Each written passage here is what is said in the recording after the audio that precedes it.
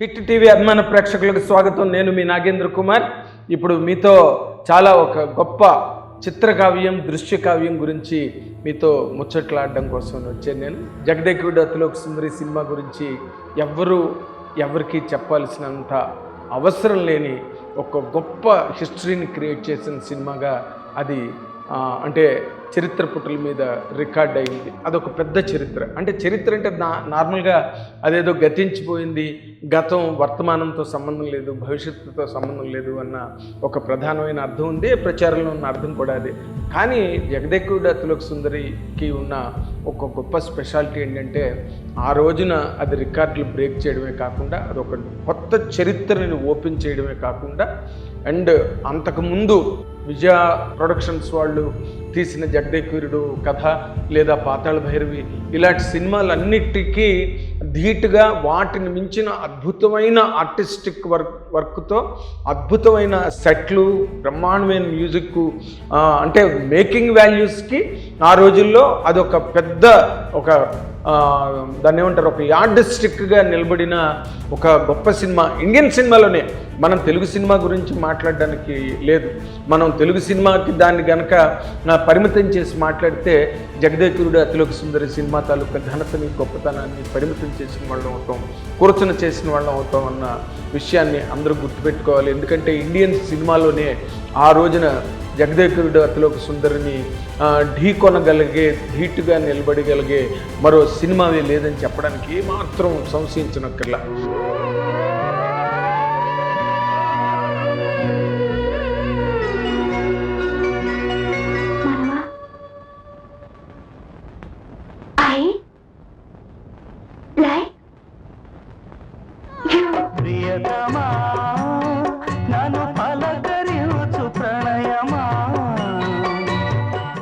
ఇది మామూలుగా జరిగిన ప్రక్రియ కాదు.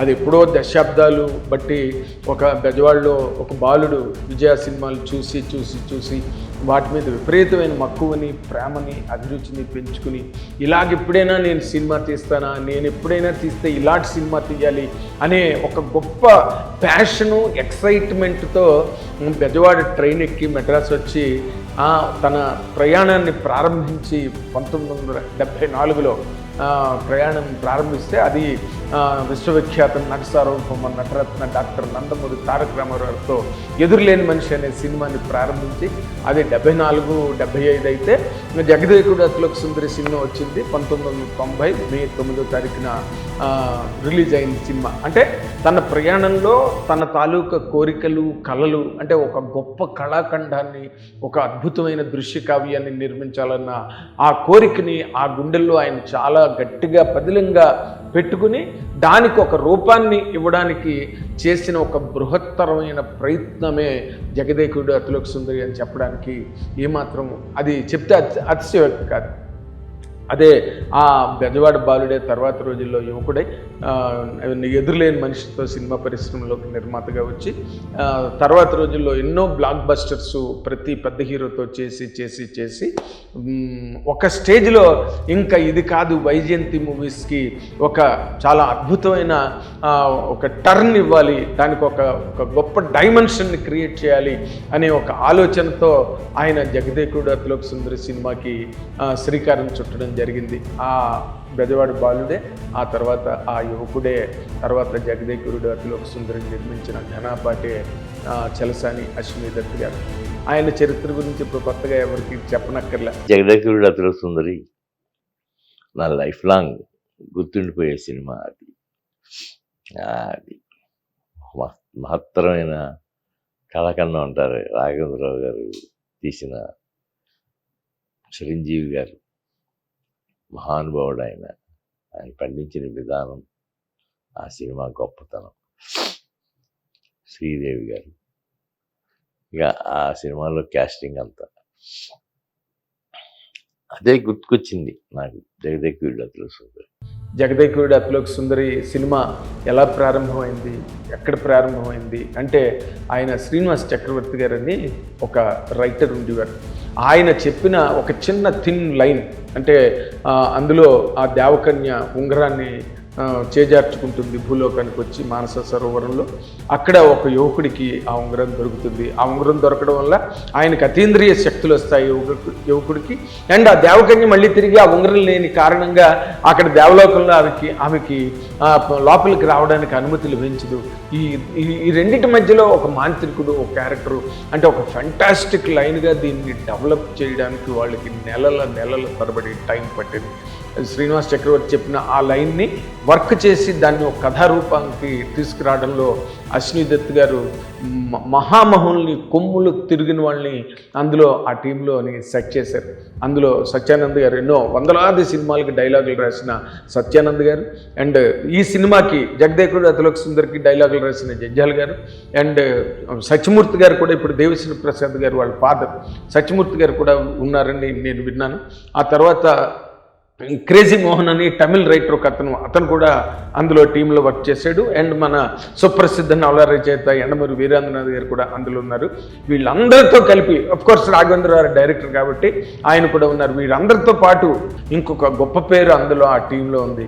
ఆ గొప్ప పేరే ఈ సినిమా కథానాయకుడు మెగాస్టార్ చిరంజీవి గారు కూడా దాదాపు 25 రోజుల పాటు ఆ ఆఫీస్కి వెళ్ళి, వైజయంతి మూవీస్ ఆఫీస్కి వెళ్ళి అక్కడ జరుగుతున్న కథా చర్చల్లో ఆయన కూడా డే అంతా పాల్గొని ఆ కథకు ఒక రూపం వచ్చే వరకు కూడా చాలా ప్యాషనేట్గా ఆ సినిమా గురించి, ఆ ప్రాజెక్టు గురించి వర్క్ చేశారు. మొదట్లో జగదేకుడు అతిలోక సుందరిలో చిరంజీవి గారు శ్రీదేవి కాంబినేషన్ అంటే ఆ రోజున Sridevi queen of Indian cinema లాగా వెలుగొందుతున్న టైం అది. అండ్ చిరంజీవి గారి పేరు చెప్తే ఇంకా అసలు బాక్స్ ఆఫీసులు, ఆయన పేరు వింటేనే బాక్స్ ఆఫీసులు బదులయ్యేంత ఒక గొప్ప స్టామినా ఎస్టాబ్లిష్ అయి ఉన్న స్టేజ్ అది చిరంజీవి గారికి. వీళ్ళందరితో పాటు ఈ సినిమాని క్లబ్ చేసి అశ్విని దత్ గారు ఒక స్క్రీన్ వండర్ని క్రియేట్ చేశారు. అయితే ఇందులో గొప్ప విశేషం ఏంటంటే, ఈ విషయాలు చాలామందికి తెలియవు. అంటే ఏదో అక్కడ విన్నది, ఇక్కడ విన్నది రాయడం, ఆ నోట ఈ నోట విన్నది, లేకపోతే ఇంటర్వ్యూల్లో విన్నది రాయడం తప్పితే నేను ప్రత్యక్ష సాక్షిని అక్కడ జరిగిన ప్రతి దానికి. ఎందుకంటే అశ్విని దత్ చలసాని గారితో నాకున్న సాన్నిధ్యం కానీ, లేకపోతే మెగాస్టార్ చిరంజీవి గారితో నాకున్న అనుబంధం కానీ, ఈ ప్రాజెక్టు ఎలాగ షేపప్ అయింది, ఎలా జరిగింది. ఎందుకంటే రాఘవేంద్ర గారు ఈ సినిమా దర్శకేంద్రుడే, కానీ రాఘవేంద్ర గారికి ఈ సినిమా ముందు వరుసగా కొన్ని వైఫల్యాలని ఆయన ఎదుర్కొన్నారు. చాణక్య శబదం అని, ఇంకేదో కొన్ని. దానివల్ల అశ్విని దత్ గారు రాఘవేంద్ర గారిని డైరెక్టర్గా ఎంపిక చేసుకుంటే దాదాపు ట్రేడ్ అనండి, డిస్ట్రిబ్యూటర్స్ అనండి, స్నేహితులు అనండి, లేకపోతే శ్రేయోభిలాష్ అనండి, మీరు ఏమైనా చెప్పుకోండి, వాళ్ళందరూ కూడా రాఘవేంద్ర గారిని వద్దని అబ్జెక్ట్ చేశారు. ఎందుకంటే ఇదా చూస్తే చాలా పెద్ద బడ్జెటెడ్ ఫిల్ము, పెద్ద సెట్లు, చాలా దారుణమైన ఖర్చుతో కూడుకున్న సినిమా. అండ్ ఎందుకో ఆయన దర్శకేంద్రుడు రాఘవేంద్ర గారు ఎక్కడో బ్యాలెన్స్ తప్పారు. ఆయన మొదట్లో లాగా హిట్లు ఇవ్వలేకపోతున్నారు, ఫ్లాప్లు వస్తున్నాయి, ఆయనకి గ్రిప్ పోయిందా, లేకపోతే ఆయన ఏంటి ఇంక సినిమాలు చెయ్యలేరా, ఇంకా దర్శకుడిగా ఆయన పక్కకి వెళ్ళిపోవాలా, ఇలాంటి మాటలు చాలా దారుణంగా మాట్లాడుకున్నారు మెడ్రాస్లో ఆ రోజున. నేను అన్నీ నా చెవులతో విన్నవాడిని నేను. కాకపోతే ఇందులో అశ్విని దత్ గారిని ఎక్కడ మెచ్చుకోవాలంటే, ఆయన రాఘవేంద్ర గారిలో ఉండే ఆ క్రియేటివ్ జీనియస్ ఏదైతే ఉందో దాన్ని చాలా గట్టిగా నమ్మారు. ఆయన ఒక్కడే నమ్మి ముందడుగు వేయడం జరిగింది. ఎవరు ఎన్ని చెప్పినా కూడా అశ్విని దత్ గారు మాత్రం రాఘవేంద్ర గారి దగ్గర నుంచి వైపు నుంచి దృష్టి మరల్చుకోలేదు. అండ్ ఆయన్ని తీసేసి ఇంకో డైరెక్టర్తో చేయించాలనే నిర్ణయం అన్నది ఆయన కళ్ళలో నీళ్ళలో కూడా ఎప్పుడు అనుకోలేదు. ఎందుకంటే ఆయనకి ఒరిజినల్గా రాఘవేంద్ర గారి తాలూకా పొటెన్షియల్ ఏంటి, ఆయన కెపాసిటీ ఏంటి, ఆయన స్టామినా ఏంటి, ఆయన క్రియేటివ్ జీనియస్ ఏంటి అని బాగా తెలిసిన వ్యక్తి అశ్విని దత్ గారు. కాబట్టి ఆయన ఎంతమంది ఎన్ని మాటలు చెప్పినా ఆయన ఎక్కడ తొణకలేదు, బెణకలేదు, రాఘవేంద్ర గారికి ఫిక్స్ అయ్యారు. అందులో అండ్ మళ్ళీ కథల్లో ఎలాగైతే తన తాలూకా కాంట్రిబ్యూషన్ని ఆయన ఇచ్చారో మెగాస్టార్ చిరంజీవి గారు, ఆయన మళ్ళీ దర్శకేంద్రుడు రాఘవేంద్ర గారిని ఆయన కూడా సమర్థించి ఒక సినిమాలో 1-2 ఫెయిల్ అయితే దానివల్ల ఒరిజినాలిటీ అన్నది ఎక్కడికి పోతుంది. కాబట్టి రాఘవేంద్ర గారినే డైరెక్టర్గా పెట్టాలని ఆయన కూడా వత్తాసు పలకడంతో ఈ సినిమా ప్రాజెక్టు రాఘవేంద్ర గారు మైక్రోఫోన్ పట్టుకోగా ఈ ప్రాజెక్ట్ స్టార్ట్ అయింది. ఈ సినిమా విజయవాహిని స్టూడియోలో బ్రహ్మాండమైన సెట్లు వేయడం జరిగింది. రామ్నగర్ సినిమా తర్వాత మళ్ళీ అంత పెద్ద సెట్ వర్క్ జరిగినది ఈ సినిమాకేనని చెప్పి ఆ రోజుల్లో చెప్పుకున్నారు. అండ్ ఐ డోంట్ థింక్ అంతకన్నా గ్రేట్గాను అంతకన్నా గ్రాండ్గా ఉన్నాయి సెట్లు. ఎందుకంటే అక్కడ విజయవాహిని లోపలికి వెళ్ళి షూటింగ్ జరుగుతున్నప్పుడు అక్కడ ఉన్న వ్యక్తిగా నాకు అనిపించిన ఒక అనుభూతిని ఇక్కడ మీతో పంచుకుంటున్నాను నేను. ఆ సెట్లో ఆ షూటింగ్లో దత్తు గారికి ఎంతమంది చెప్పారో, ఏంటి ఈ సెట్లు ఏంటి, నీ బడ్జెట్ ఏంటి, ఏంటి సినిమా, నువ్వేమైపోతావు దత్తు ఈ సినిమా తర్వాత, ఆలోచించుకున్నావా, జాగ్రత్తగా ఉండు, జాగ్రత్త పడు అని నాగిరెడ్డి గారి దగ్గర నుంచి ఆయనకి చెప్పని వాళ్ళు లేరు. అందరూ ఆయనకి, ఎందుకంటే because he was a very good producer, మంచి టేస్ట్ ఉన్న producer, commitment towards a good film and a grand film అనే ఒక పేరు ప్రతిష్టని ఆయన సంపాదించుకున్నారు. మొదటి ఎదురులేని మనిషి సినిమా దగ్గర నుంచే ప్రారంభించుకుంటే. ఎందుకంటే ఆయన సినిమాలు ఏవి కూడా ఏ రోజున అమ్మిన సినిమాలు కావు, అన్నీ దమ్ముగా రిలీజ్ చేసి దమ్ముగా సూపర్ డూపర్ హిట్లు కొట్టిన నిర్మాతగా లక్ష్మీదత్ గారికి గొప్ప పేరుంది. అందుకని అందరూ ఆయన్ని వారించారు. కానీ ఆయన మాత్రం అక్కడ విజయవాహిని సెట్ దగ్గర నిలబడి ఒక చిరునవ్వు నవ్వుతూ ఎవరు ఏం చెప్పినా కూడా ఆయన రిసీవ్ చేసుకుంటుండేవారు.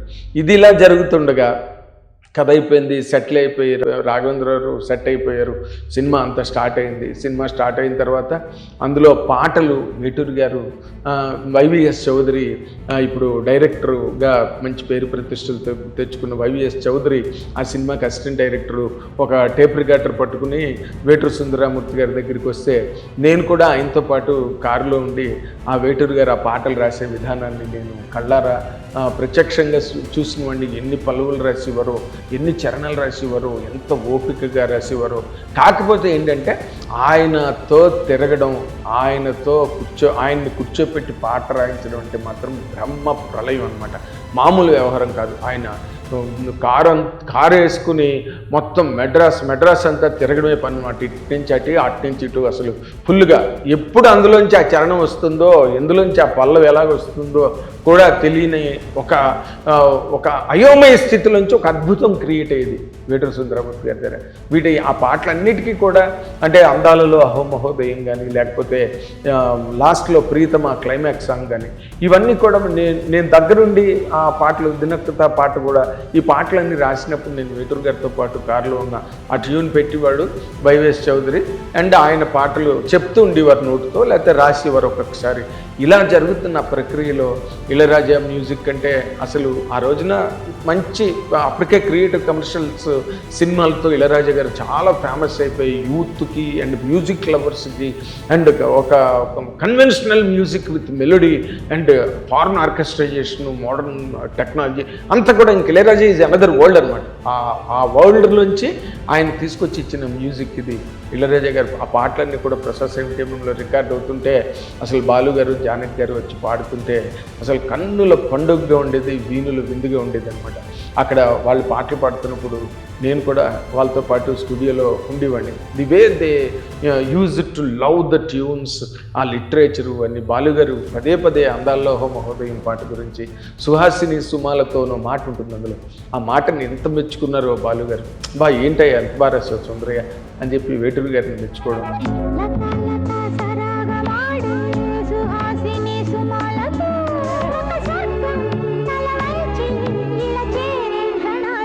ఇవన్నీ నాకు బాగా తెలుసు. ఇళయరాజా గారు అమ్మని కమ్మని దెబ్బ పాట అయితే అది స్లోగా ఉన్నది, కొంచెం ఈ స్లోగా ఉంది సాంగ్ అన్న ఫీలింగ్ అందరిలోని క్రియేట్ అయినప్పటికీ సో మన అశ్విని దత్ గారు మాత్రం ఆ పాటకి ఆ ట్యూన్కి ఆయన గట్టిగా ఓటేయడం జరిగింది. అది ఆ పాటని అసలు ఆ పాటని జస్ట్ 2 డేస్లోనూ 3 డేస్లోనూ మైసూర్లో తీసేశారు రాఘవేంద్రరావు.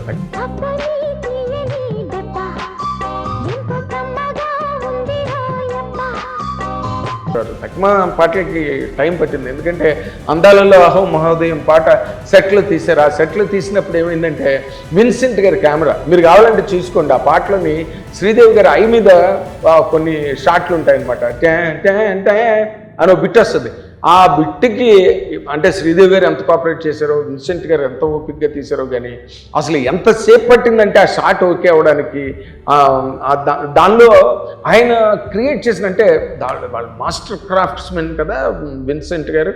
దాంట్లో ఆ మంచు అట్మాస్ఫియర్ గట్ట రావడానికి ఆయన లెన్స్కి వ్యాజ్లైన్ రాసి బార్డర్ మీద వ్యాజ్లైన్ రాస్తే అదేదో ఫాగ్ పడుతున్నట్టుగా ఆ పిక్చరైజ్ అవ్వడం, ఆ ఎఫెక్ట్ స్క్రీన్ మీద అద్భుతంగా కనిపించడం, ఇవన్నీ కూడా చాలా మాస్టర్లీ టచ్ అనమాట. ఆ సినిమా ఒక ఇళయరాజు గారు కానీ, లేకపోతే ఒక విన్సెంట్ గారు కానీ, లేకపోతే ఒక వేటూరి సుందరరామూర్తి గారు కానీ, మాటల్లో జంజాల గారు కానీ, వీళ్ళందరూ కూడా ఎవరి మట్టుకు వాళ్ళ తాలూకు మాస్టర్లీ టచ్ని ఈ సినిమాకి కాంట్రిబ్యూట్ చేశారు. అందుకే ఆ సినిమా అంత గ్రేటెస్ట్ లెజెండరీ ఫిల్మ్ కింద ఆ రోజు నుంచి ఈ రోజు కాదు, ఏ రోజుకైనా కూడా అదే ఒక standard benchmark for a ఫ్యాంటసీలో అంత గొప్ప గ్రేట్ థ్రిల్లర్ రావడం అనేది. ఎందుకంటే ఆ రోజు అంతకుముందు అంతంత బడ్జెట్లు పెట్టి సినిమాలు తీసిన సందర్భాలు లేవు.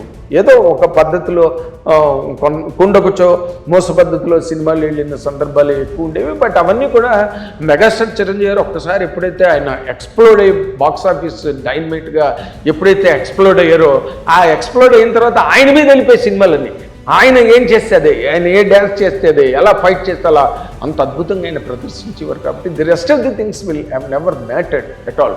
కానీ ఈ సినిమాకి వచ్చేసరికి ఏమైందంటే ప్రతిదీ అంత ఖర్చు తెలీదు, అంత ఖర్చు పెట్టడానికి సాహసం లేదు, ధైర్యం ఉండాలి, ఒక్క గుండె సరిపోదు. బి గోపాల్ గారు చెప్పినట్టు ఇంద్ర సినిమాలో షూటింగ్లో జరుగుతుంటే అంతమంది అక్కడ జూనియర్ ఆర్టిస్టులని పెట్టి కాశీలో షూటింగ్ చేస్తుంటే ఆయన తర్వాత అక్కడి నుంచి వచ్చాక నాతో అన్నారు, దత్తు గారికి ఒక్క గుండె కాదండి 2 గుండెలు ఉన్నాయి, లేకపోతే అంత ధైర్యం ఎక్కడి నుంచి వస్తుంది. ఆ ధైర్యం జగదేగుడు తలుపు సుందరిలో కొట్టొచ్చినట్టు కనబడుతుంది. ఇదంతా ఒకలాగుంటే, ఇదంతా ఒక పద్ధతి అయితే, సినిమా రిలీజ్ ముందు బియరాజు అనే సీనియర్ జర్నలిస్టు సూపర్ హిట్ మ్యాగజైన్ని నడిపిన 25 ఏళ్ల పాటు చాలా విజయవంతంగా నడిపిన జర్నలిస్ట్ ఆ మధ్య కరోనాలో దురదృష్టవశాత్తు ఆయన చనిపోయారు. నేను బివిఎస్ఎన్ ప్రసాద్ గారు అంటే ఇప్పుడు ఛత్రపతి ఈ సినిమాలన్నీ తీశారు చూడండి, ఆర్య, తర్వాత ఏమో మొన్న విరూపాక్ష, ఈ సినిమాలన్నీ అత్తారింటికి దారేది ఈ సినిమాలన్నీ తీసిన ఒక పెద్ద ప్రొడ్యూసర్. ఆయన రాఘవేంద్ర గారికి వీరాభిమానం అనమాట. నేను ఆయన బియ్యరాజు ఆఫీస్కి వెళ్తే ఆయన 1 గంట సేపు 2 గంటల సేపు చెప్పిందే చెప్పి పదే చెప్పి ఆ సినిమా ఎంత గొప్పగా ఉంది, రాఘవేంద్ర గారు ఎంత గొప్పగా తీశారు, చిరంజీవి గారు ఎంత గొప్పగా ఉన్నాడు, శ్రీదేవి గారు ఎంత గొప్పగా ఉంది, అసలు పాటలు ఎలా ఉన్నాయి అని చెప్పి మమ్మల్ని ఇద్దరినీ అసలు నిద్రపోనివ్వకుండా చేసి రెచ్చగొట్టి వదిలేశాడు బివిఎస్ఎన్ ప్రసాద్ గారు. ఏం చేయాలి, సినిమా చూసేయాలి, వెంటనే పిచ్చెక్కిపోయింది ఆయన చెప్పింది విని. అప్పటికే మేమంతా షూటింగ్లో గట్రా చూసాము. ఎందుకంటే మళ్ళీ దాంట్లో కూడా వాళ్ళు ఆ నోట ఈ నోట విన్న మాటలే రాసినవి, మేము ప్రత్యక్ష సాక్షులం. విజయవాహినిలో దినకృత సాంగ్ జరుగుతున్నప్పుడు చిరంజీవి గారికి 104 ఫీవర్. నిజంగా శ్రీదేవి గారు ఆ షూటింగ్ కంప్లీట్ చేసుకుని ఫారిన్ కంట్రీస్కి ఎక్కడికో వెళ్ళిపోవాలంటే మరి జరగకపోతే అలా. చిరంజీవి గారు నిజంగా ఆయన ఒరిజినల్గా human and is by all means is megastar. ఎందుకంటే అంత ఫీవర్తో 104 జ్వరంతో పక్కన ఐస్ స్పాంజింగ్ చేసుకుంటూ విజయ గార్డెన్స్లో డాక్టర్ సెట్లో ఉండి ఆయన మొత్తం సాంగ్ అంతా కూడా కంప్లీట్ చేస్తే మేము ఆ టైంలో చిరంజీవిని 1-2 సార్లు కూడా కలిసాం. But he has never allowed anybody to watch or know that is running fever 104 Fahrenheit జ్వరంతో ఆ పాట చేశారు.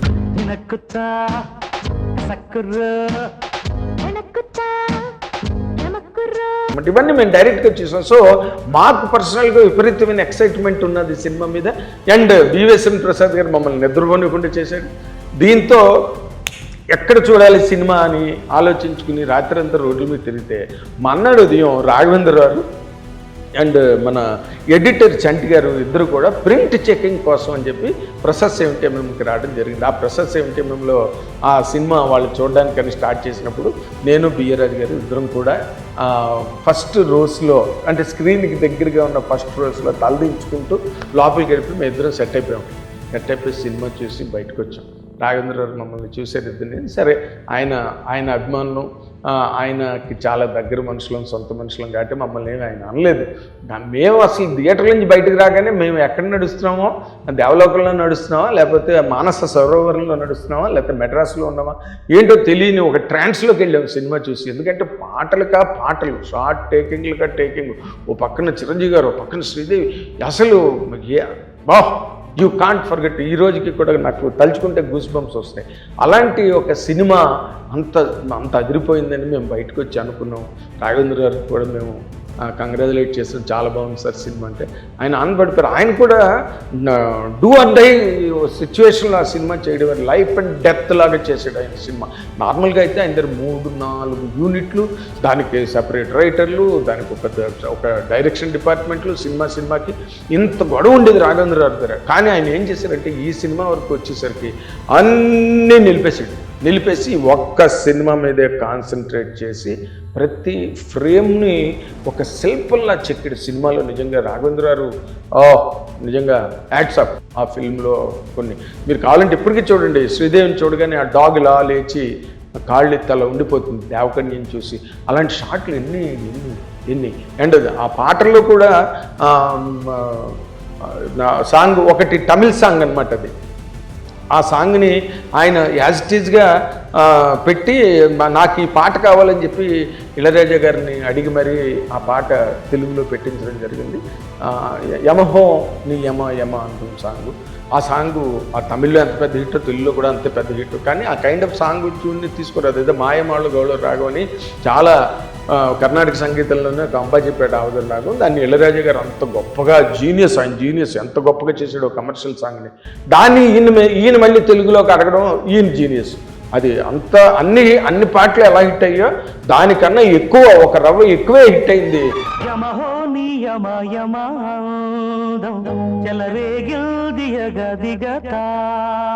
అయితే ఈ వాతావరణం అంతా కంప్లీట్ అయింది, అన్నీ ఓకే, అన్ని బ్రహ్మాండంగా వచ్చాయి, బ్రహ్మాండమైన రిపోర్ట్ ఉన్నది సినిమాకి. ఖర్చు అయిపోయింది, అసలు కష్టం అయిపోయింది, అన్నీ అయిపోయిన టైంకి కరెక్ట్గా మే 9న రిలీజ్ అనగా ఆంధ్రప్రదేశ్లో పెను తుఫాన్. అసలు మామూలుగా కాదు, బాబోయ్, అసలు ఊళ్ళు ఏకమైపోతున్నాయి.